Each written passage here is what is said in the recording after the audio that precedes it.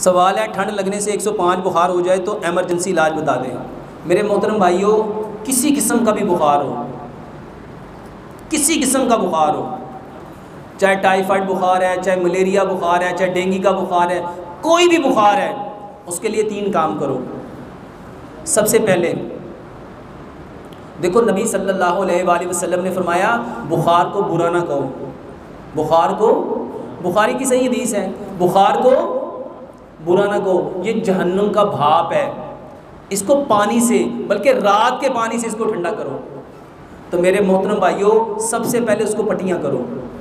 सबसे पहले उसको एमरजेंसी इलाज जो प्यारे पैगंबर जनाबे मोहम्मद सल्लल्लाहु अलैहि वसल्लम ने बताया, तो पट्टियाँ करो। दूसरे नंबर पे 1 गिलास दूध लो, उसमें आधी चाय की चम्मच हल्दी, आधी चाय की चम्मच दालचीनी, आधी चाय की चम्मच सौंफ, 2 सब्ज़ इलायचियाँ, 2 लौंग। इसको इतना पकाओ, 1 बादियान का फूल इसमें डाल लो। इसको इतना पकाओ कि 1 गिलास दूध पौना रह जाए। इसको अच्छी तरह ठंडा करो, इसमें शहद या गुड़ मिला के सुबह भी, दोपहर भी, शाम भी, ये दो।